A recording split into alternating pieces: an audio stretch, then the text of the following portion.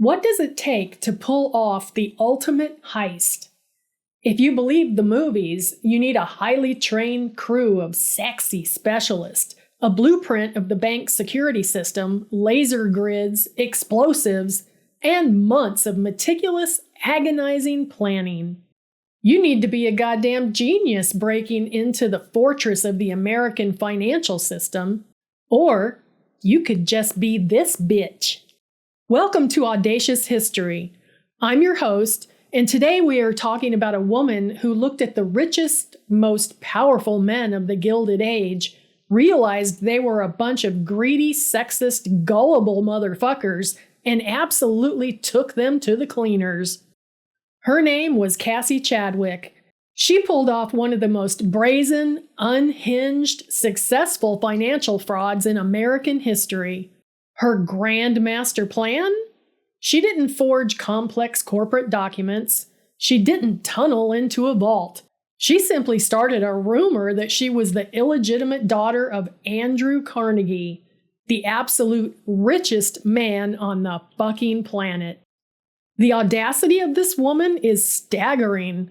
She didn't beg for loans. She walked into banks, dropped the name of the Steel King, acted like she owned the place, and demanded millions of dollars based purely on immaculate vibes, a fancy dress, and the sheer unmitigated gall of her own existence. And the wildest part? The banks gave it to her. They threw millions at her, assuming Daddy Carnegie would foot the bill. So grab a drink, check your wallets, and let's dive into the story of a woman who conned the world with nothing but a carriage ride and the biggest brass balls in Ohio. To understand the sheer magnitude of Cassie Chadwick's balls, you have to understand where she started. She wasn't born into money.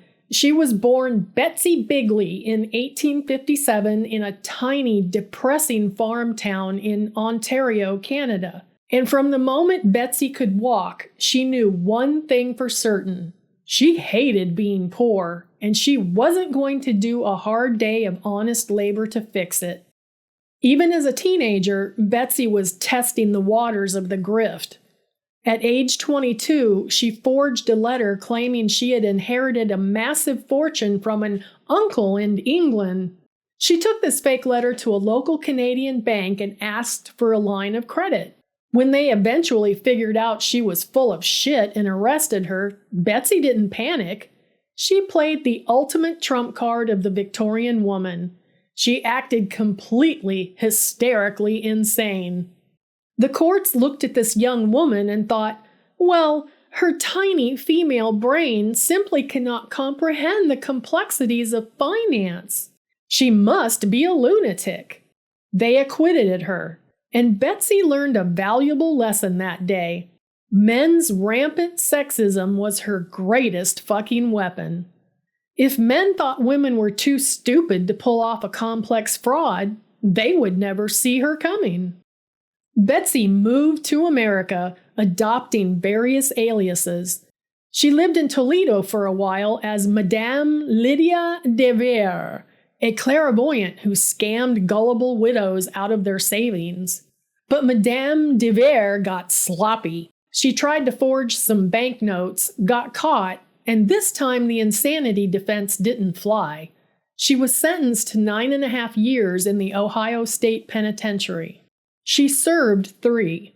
She was paroled in 1893, moved to Cleveland, and reinvented herself yet again.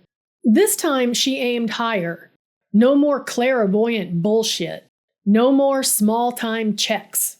She became Mrs. Cassie Hoover, a respectable, grieving widow. And it was in Cleveland that she bagged her ticket to the big leagues. Dr. Leroy Chadwick. Dr. Chadwick was wealthy, highly respected, and absolutely clueless about Cassie's criminal past. She played him like a cheap fiddle. In 1897, they married, and Betsy Bigley, the convicted forger from rural Canada, officially became Cassie Chadwick, a high society matron living on Euclid Avenue, the Millionaire's Row of Cleveland. She was neighbors with John D. Rockefeller. But Cassie didn't just want to live near the billionaires. She wanted to play God with their money. By 1902, Cassie was bored. Dr. Chadwick had money, sure, but he didn't have fuck you money. Cassie had grown accustomed to a certain lifestyle, and her husband's allowance wasn't cutting it. She was heavily in debt to various merchants, and she needed a massive influx of cash. So she devised a plan so simple, so completely unhinged, that it circles right back around to being pure genius. Cassie asked an acquaintance, a prominent Cleveland lawyer named James Dillon, to accompany her on a trip to New York City. She told Dillon she had a very important, very secret meeting. Dillon rode with her in a carriage up Fifth Avenue. When the carriage stopped, it was in front of the home of Andrew Carnegie. Carnegie, at the time, had just sold his steel company to J.P. Morgan for $480 million. In today's money, that's roughly equivalent to $300 billion. He was walking GDP. Cassie told Dillon to wait. She confidently strode up the steps, knocked on the door, and went inside. Now, what did she do in there? Did she meet with Carnegie? Absolutely fucking not. Carnegie wasn't even home. Cassie simply asked the bewildered maid if she could check the references of a servant she was thinking of hiring. She hung around the foyer for about 20 minutes, making small talk about the weather, probably admiring the drapery, and then she walked out. But when she got back into the carriage, she was holding 2 promissory notes. They were signed, allegedly, by Andrew Carnegie himself. Total value? $2 million. Dillon was stunned. He asked her what the hell was going on. And right there, in the plush leather of the carriage, Cassie broke down. She swore Dillon to absolute secrecy. She confessed, with fake tears in her eyes, that she was the illegitimate daughter of Andrew Carnegie. She claimed Carnegie was racked with guilt over his secret bastard child and was quietly funding her life to keep her from going public and ruining his pristine reputation. Cassie explicitly told Dillon, "Do not tell anyone," which is exactly what you say to a prominent society lawyer when you want him to immediately tell every single banker in Ohio. She knew human nature perfectly. If she had walked into a bank and declared, "I am Carnegie's daughter," they would have checked. But by making it a secret, a scandalous, whispered secret that the bankers felt clever for uncovering, she bypassed all of their critical thinking skills. It wasn't a claim, it was insider trading. It was elite gossip, and the bankers ate that shit up with a silver spoon. Once the rumor hit the Ohio banking circuit, Cassie didn't even have to try. The money practically came looking for her. Bank managers, desperate to get their hooks into the Carnegie fortune, started offering her massive loans at exorbitant interest rates. They assumed that when Andrew Carnegie died, Cassie would inherit hundreds of millions, and they would be the first in line to collect the massive interest on the loans they gave her now. Take Charles T. Beckwith, the president of the Citizens National Bank of Oberlin. This guy was a seasoned banker. He should have known better. But when Cassie Chadwick swept into his office, smelling of expensive French perfume, draped in furs, and casually dropping hints about her father in New York, Beckwith lost his fucking mind. Cassie handed him her forged promissory notes. Did Beckwith call Carnegie to verify? No! Because you don't call the richest man in the world and ask him about his secret bastard daughter. You keep your mouth shut, you take the notes as collateral, and you give the lady what she wants. Beckwith gave her $240,000 of his bank's money. In today's money, that's over $7 million. And he wasn't the only one. Banks from Cleveland to Boston to Pittsburgh were throwing money at her. And how did Cassie spend her newly acquired, completely fraudulent millions? Quietly? Modestly? Hiding the evidence? Fuck no! She spent it like a drunken sailor who just won the lottery. Cassie became known as the Queen of Ohio. She bought diamond necklaces that cost more than most people made in a lifetime. She bought a gold-plated organ for her mansion.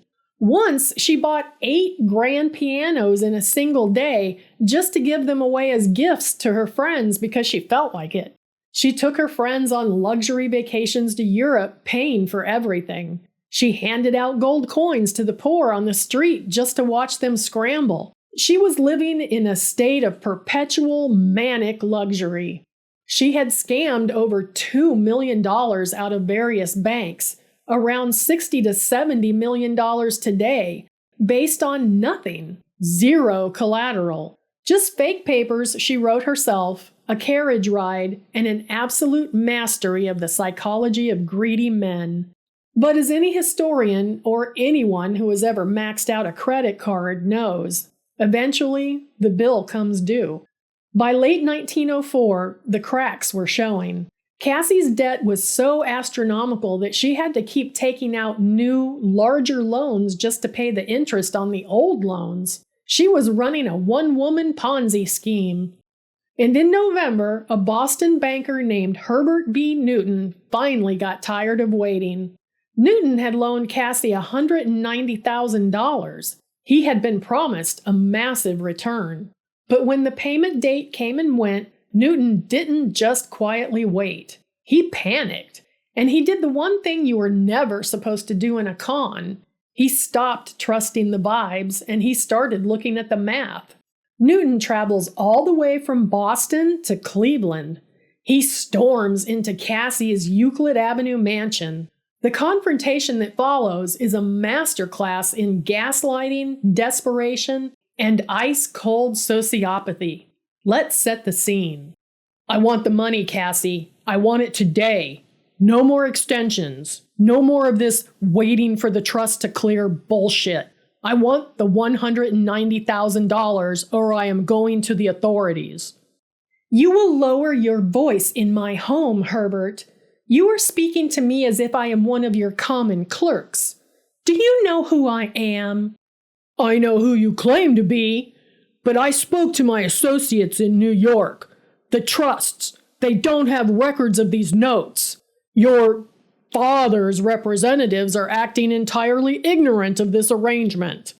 Of course they are acting ignorant, you absolute fool. That is the entire point of the arrangement. Do you think a man of my father's stature leaves a paper trail for every bastard child he has to support? If you go to the authorities, Herbert, if you make a public spectacle of this, my father will crush you. He won't just deny it. He will ensure you never work in finance again. You will be a laughingstock. You will be ruined. Look at the sheer fucking brilliance of this pivot. She is broke. She has nothing. The walls are closing in, and she's standing in the center of the room, doubling down. She doesn't beg. She threatens him. I am ruined already. If I don't return to Boston with that capital, the board will have my head. I need something real, Cassie. I need cash. You let your panic blind you to your own greed, Herbert. I offered you a fortune. I offered you a seat at the table of the greatest wealth this world has ever seen. But if you lack the stomach for the silence required, then you are of no use to me. She plays it perfectly. For a second, Newton wavers. The gaslighting is so strong he actually second-guesses himself. But the hole he's in is too deep. The fear of his own board of directors outweighs his fear of Carnegie. It's over, Cassie. I'm filing the suit. I am freezing your assets. May God have mercy on us both. Newton filed suit. And the moment he filed that suit, the dominoes didn't just fall, they violently exploded. The news of Newton's lawsuit hit the papers, and every banker in America simultaneously shit their pants. Charles Beckwith in Oberlin practically had a heart attack. Reporters swarmed New York.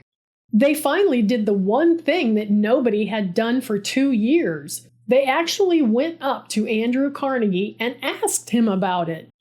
Carnegie was completely baffled. When told about the $2 million in promissory notes, he allegedly scoffed and said, "I haven't signed a promissory note in 30 years. And as for Cassie being his illegitimate daughter, he vehemently denied it. He had never met the woman. He didn't know who the fuck she was. The jig was up.